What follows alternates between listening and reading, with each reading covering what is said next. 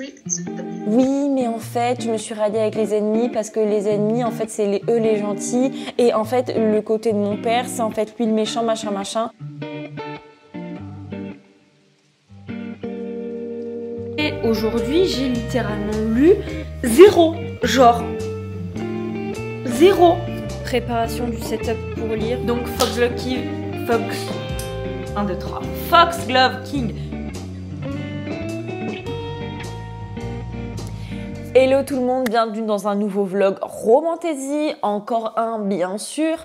Il est beaucoup trop tôt pour commencer ce vlog, il est 6h48, je vais aller travailler juste après. Mais du coup, je vous présente le livre qui va nous suivre tout au long de cette vidéo. Je dois être honnête avec vous, j'ai péché. J'ai péché puisque ce livre est un tome 1. Voilà. Donc, il s'agit de Foxglove King de Hannah Whitern. Là n'est pas le souci, hein, c'est juste que vous savez très bien le challenge qui fait que ce livre me fait moins 2 points. Voilà. Comme si je n'avais pas assez de sagas en cours pour en commencer une nouvelle. Bon, après, je viens de terminer Les Légendes de Tezmar, donc en soi, ça s'équilibre. Non, je sais, je m'invente des excuses. Mais du coup, j'ai terminé hier Les Légendes de Tezmar. Je suis restée pendant littéralement 20 minutes avec mon téléphone à chercher quel livre j'allais lire après. Genre, je pense que ça le fait à tout le monde, littéralement. Mais ma liste de livres que j'ai envie de lire est longue comme ça. Et au moment de choisir des livres, en fait, j'ai l'impression que j'en trouve aucun. Donc celui sur lequel j'ai jeté mon dévolu, qui est un livre que je voulais lire depuis assez longtemps quand même, il s'agit de Foxglove King de Hannah Whitern.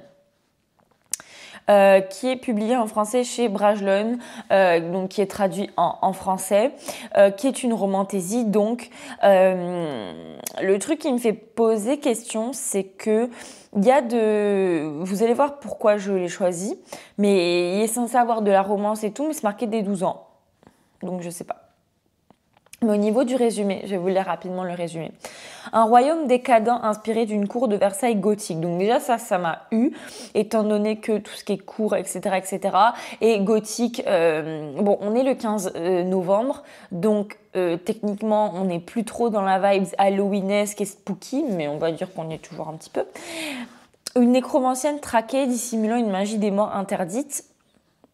Un prince et un prêtre guerrier ennemi prêts à tout pour servir leur cause. Bienvenue à la cour de la citadelle.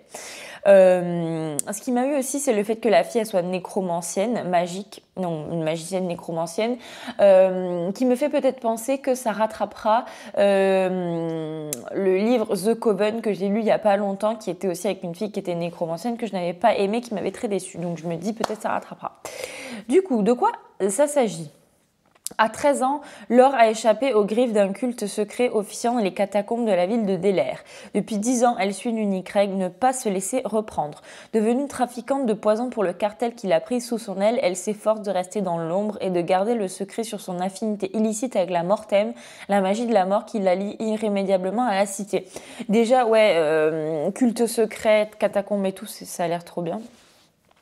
Mais lorsqu'une transaction se passe mal, Laure est capturée par la presque mort, une faction de prêtres guerriers habilités à utiliser la Mortem pour le compte du roi sanctifié.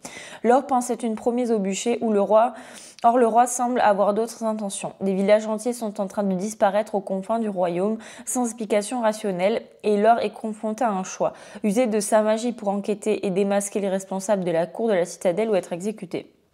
Mais dans cet étincelant monde d'en haut fait de lumière et de faux semblants où elle ne peut accorder sa confiance à personne, Laure doit se trouver des alliés. Entre Gabriel, le duc devenu prêtre de la presque mort chargé de la guider, et Bastien, le sulfuré et controversé prince héritier, Laure se perd dans un dangereux labyrinthe d'intrigues politiques, religieuses et amoureuses, alors que les sombres secrets qu'elle a laissés dans les profondeurs des catacombes sont en passe de la rattraper. Qu'est-ce qui m'a eu à votre avis ? Catacombes, culte secret, nécromancie et surtout le fait qu'il y ait deux messieurs. Et que c'est sûrement, je sais pas si c'est un triangle amoureux ou si c'est juste une romance avec multiples, enfin pas un harem vu qu'il y en a que 2, mais vous avez compris. Sachant en plus que la dernière fois je me faisais la réflexion que autant genre Quand moi j'ai commencé à lire, donc c'est-à-dire quand j'avais 14-15 ans, donc vers 2014-2015, il y avait énormément de triangles amoureux. C'était ce qui était à la mode, donc ça avait commencé à la mode avec Twilight et après avec Vampire Diaries et compagnie, donc c'était à la mode le triangle amoureux. Sauf que maintenant, j'ai l'impression que ce qu'à la mode, c'est soit les livres où il y a un seul monsieur, donc âme sœur, âme promise, etc., soit un harem inversé. Mais il n'y a plus de triangle amoureux. Et je me souviens, à l'époque, c'était peut-être pas aussi bien fait qu'aujourd'hui les livres, enfin certaines romances, mais c'était quand même intriguant tout le long du livre où un coup elle était plus vers celui-là et l'autre vers celui-là, et qu'en fait on avait le suspense jusqu'à la fin de savoir qui elle choisirait. Donc voilà. Pourquoi il m'a eu aussi ce livre, puisqu'il y a une question de triangle amoureux qui a l'air assez intéressant. Donc je vais vous laisser. Je vais commencer ce livre dès que possible, donc aujourd'hui, dès que j'ai du temps. Et il fait 430 et quelques pages. Je pense pas qu'il va être non plus ultra long à lire, mais je dois le lire rapidement pour ce vlog, parce que le vlog doit sortir un mardi et nous sommes samedi. Bref, je m'en vais au travail et je vais essayer de lire un petit peu. Recoucou le vlog, je suis posée tranquille dans mon canapé. On est dimanche soir et c'est pour vous dire que j'ai à peine avancé. Voilà, donc j'ai lu un petit peu cet après-midi, j'en suis à peu près 10% à peu près du livre. Je suis mitigée un peu pour l'instant, sincèrement. Je suis un peu mitigée parce que je sais pas si ça va me plaire. Voilà. En fait, au début de l'histoire, donc on suit notre jeune fille qui a un prénom assez particulier, je me souviens plus de son prénom honnêtement.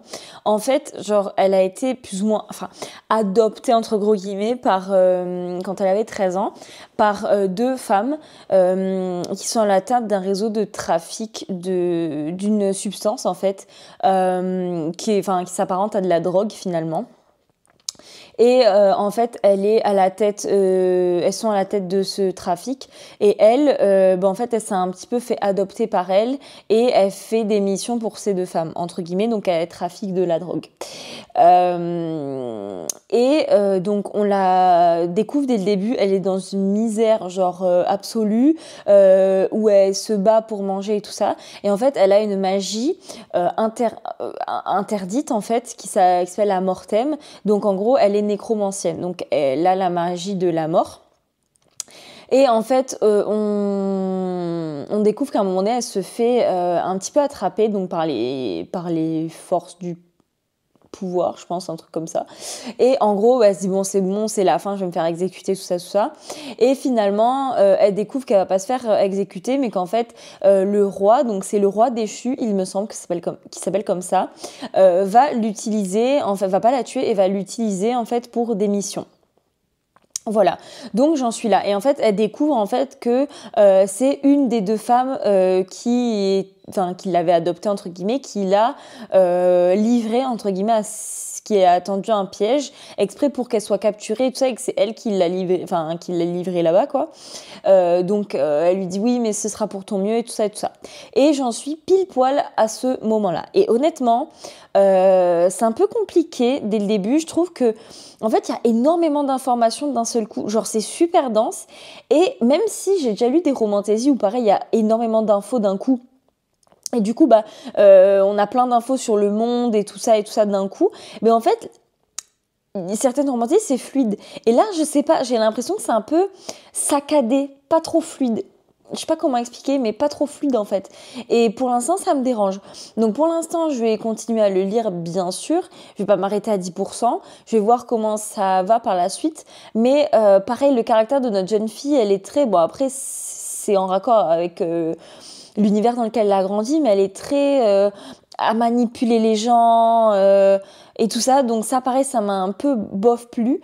Peut-être qu'en découvrant plus son caractère, on va plus l'aimer et tout ça. Mais c'est une romantaisie avec deux monsieur, donc c'est ça qui m'intéresse énormément. Et surtout, à un moment donné, il va y avoir cet aspect un petit peu Regency, où ça va être très le palais, les robes, les machins, les trucs. Donc techniquement, c'est ce que j'attends, hein, on va pas se mentir.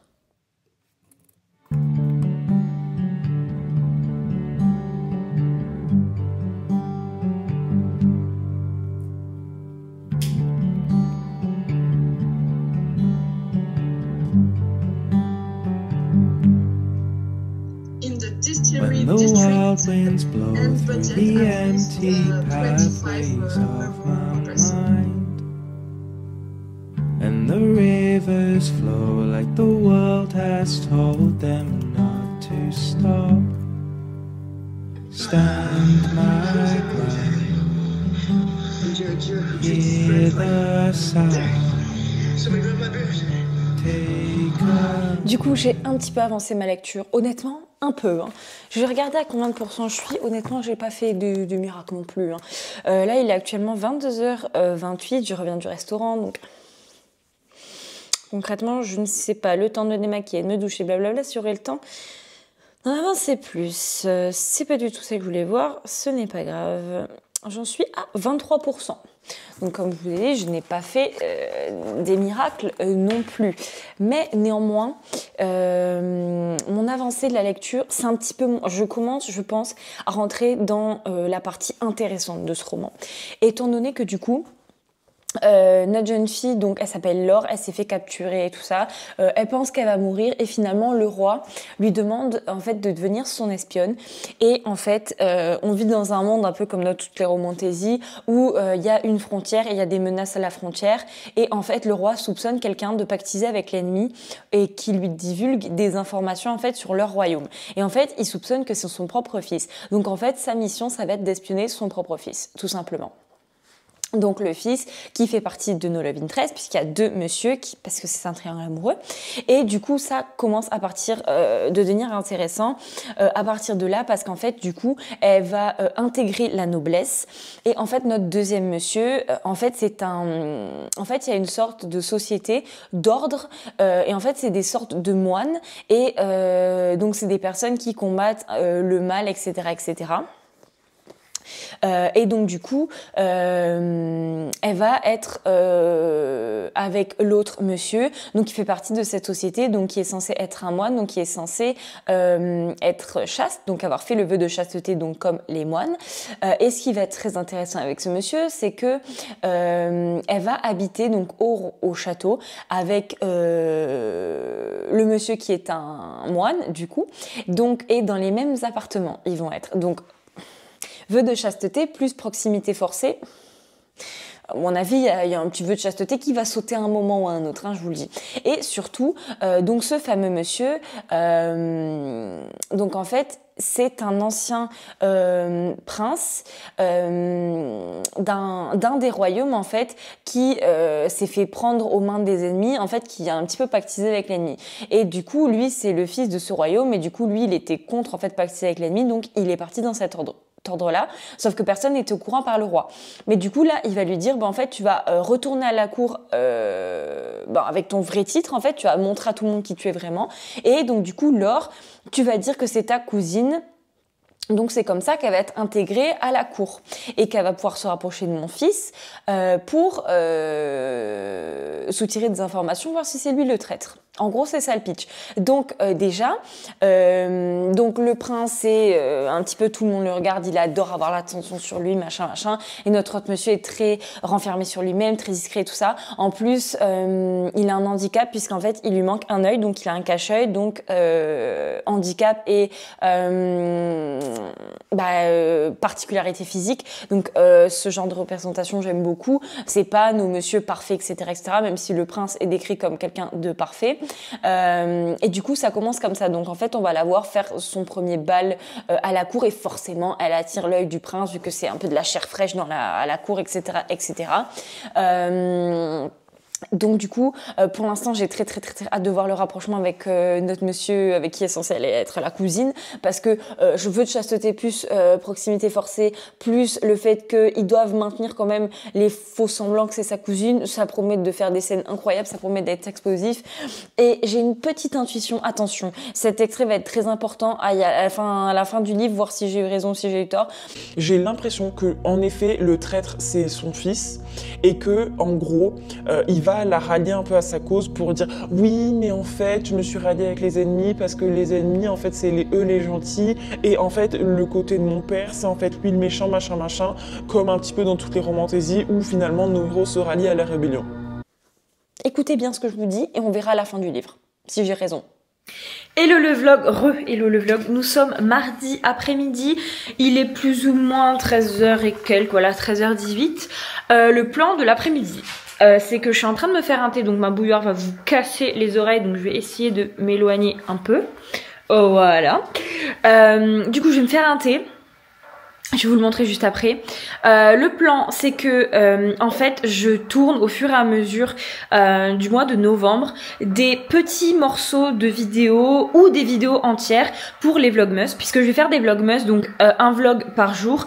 Mais forcément, je ne lis pas non plus à la vitesse de l'éclair, et je me doute bien qu'il y a des jours où ça va être un petit peu tendax pour faire des vlogs, donc je me prépare des vlogs à l'avance, ou en tout cas des parties de vlogs qui pourront ponctuer les vlogmas. Je sais pas si c'est très clair. Donc cet après-midi, j'aimerais bien filmer une petite partie de... une partie en fait de vidéo pour les vlogmas, donc je vais faire ça. Après j'aimerais bien lire parce que mine de rien il me reste 5 heures et quelques pour finir ce livre, et j'aimerais bien vous le finir avant la fin de ce vlog, et je pense que ça va être un petit peu coton. Et voilà. Et peut-être faire les ongles à ma mère, mais j'ai pas reçu le matériel, donc pour l'instant non. Mais voilà, donc je suis en train de me faire un thé. Donc je me fais le thé de ma marque favorite, donc Bird and Blend. Donc c'est le Jelly and Ice Cream, et c'est un Rooibos. Je n'aime pas trop le Rooibos, mais bon. C'est ma superbe tasse de Noël, même si c'est pas encore Noël. Je vais faire ça, je vais filmer ma vidéo et je vous reprends donc après. Préparation du setup pour lire. Ça c'est mon trépied, ce que vous voyez là. Le pull. Zoup sur le lit. Je tourne mon petit coussin parce que sinon je tombe à moitié par terre. J'ai le plaid, la liseuse, et je vais lire parce que concrètement, je vous retourne la caméra. Concrètement, j'ai pas avancé aujourd'hui. J'ai littéralement lu 0, genre 0. La tête à Toto, genre j'ai rien lu. J'ai rien lu. Je suis censée avoir fini le livre demain. Jamais je l'aurais fini demain. Jamais de la vie. Et je vais arrêter le vlog en ayant lu la moitié du livre, ça m'énerve. Et encore, si j'arrive à la moitié, on pourra s'estimer heureux. Comme vous pouvez le voir, je suis dans mon lit. J'ai continué la lecture dans mon lit. Mais là, c'est l'heure pour moi d'arrêter. Il est précisément 22h30, donc en soi, il est pas si tard que ça, mais j'ai plus trop de batterie sur ma liseuse. Et je m'endors. Du coup... Au niveau du roman, j'en suis en fait donc nos deux prétendants s'appellent Gab et Bastien. Donc le prince s'appelle Bastien et le prêtre moine, appelez ça comme vous voulez, s'appelle Gabriel, mais elle l'appelle Gab. Et du coup, en fait, Bastien pour l'instant je l'aime pas trop. Je me demande comment il va y avoir un rapprochement, parce que du coup, donc il prête attention à elle parce que c'est un petit peu le nouveau jouet de la cour et tout ça machin, parce que c'est un petit peu la chair fraîche. Et en fait, on découvre, qu'il sait quelque chose à propos d'elle, parce que du coup, elle est censée son espionne. Et du coup, en fait, il va se rendre compte de quelque chose, mais on sait pas, j'en suis au moment où on sait pas encore s'il se rend compte qu'elle a de la magie de la mortem, donc la magie de la mort, si c'est son espionne ou quoi que ce soit. Donc pour l'instant, on sait pas. Et là où vraiment elle se rapproche le plus, donc c'est avec Gabriel, où vraiment ils ont plus une relation amicale, mais ils se rapprochent de fou. Et il y a ce truc en mode on se ressemble, on est pareil, on n'est pas bien dans la cour, tout ça, et on essaie d'éviter le maximum les gens, même si apparemment ça marche pas trop. Et ils s'allient en fait tous les deux un petit peu eux contre le reste du monde, et c'est trop mignon.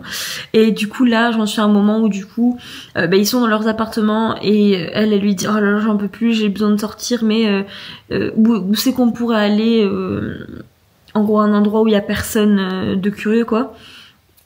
Et lui, il lui dit t'inquiète, je connais un endroit. Donc ils vont aller dans un petit endroit. Enfin, je trouve ça trop mimes, leur relation pour l'instant. Pour l'instant, je suis team Gabriel. Parce que Bastien, c'est juste un petit prince, imbu de lui-même et tout. Et ce qui m'a perturbée, c'est que tout à l'heure, j'ai fait la miniature du vlog. Et pour la miniature du vlog, j'ai mis un fan art. Et en fait, j'ai découvert que... Ou alors, à moins j'ai mal regardé, mais je pense pas. Que, il me semble... Il faudrait que je vérifie, que Gabriel est blond aux cheveux super courts et que le prince est brun aux cheveux longs. Et ça me perturbe de malade parce que je ne sais pas pourquoi dans ma tête c'est l'inverse. Non, je suis sûre que c'est ça en plus. Pardon. Mais dans ma tête, c'est l'inverse. Du coup, ça me perturbe beaucoup trop. Hello le vlog, on est mercredi matin. Enfin, matin. Oui, c'est déjà 10h quand même. Aujourd'hui, programme full vidéo. Qui dit programme full vidéo, dit pas programme full lecture. Hein, voilà, je vais essayer quand même de lire. Mais du coup, au programme du jour, j'aimerais... Là, je suis en train de rectifier une vidéo que j'avais pré-filmée en fait pour les Vlogmas et j'avais oublié de mettre la musique de Noël de fond. Du coup, je l'ai rajoutée. Je dois également finir ce vlog. Ce serait pas mal à un moment ou à un autre parce que bon, ça avance pas trop. Mais je peux pas vous faire trop d'updates si je lis pas. Enfin, à un moment donné, faut être réaliste aussi. Et j'aimerais bien aussi filmer une vidéo du coup. Toujours pour le Vlogmas, je suis à fond là-dedans pour l'instant parce que je sais très bien que je pourrai jamais filmer une vidéo par jour en décembre. Du coup, je m'avance et je me mets un petit peu de marge, on va dire. Sauf que j'attends d'avoir les cheveux secs pour la filmer puisque je vais pas filmer avec les cheveux tout mouillés. Vous vous doutez bien. Je vais faire un peu de cuisine en attendant. J'ai trouvé un nouveau spot dans ma maison pour filmer. Donc c'est dans mon salon. On a un nouveau salon avec une bibliothèque donc vide pour l'instant au mur. Donc du coup je me dis que même si la bibliothèque est vide, ce sera sympa. Donc je vais aller filmer ça et je vous reprendrai sans doute quand j'aurai quand même lu ne serait-ce qu'un petit peu. Parce que hier soir j'ai pas tant lu que ça. Je suis à 30 et des brouettes de pourcents. Donc j'aurai jamais fini le livre pour ce soir. Bah, ça j'en suis sûre. Mais bon. Voilà, voilà.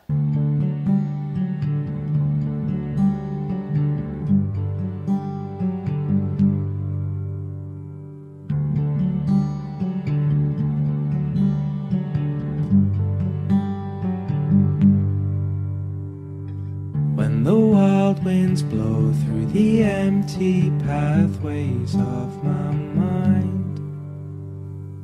and the rivers flow like the world has told them not to stop. Stand my ground, hear the sounds, take a breath and just let go.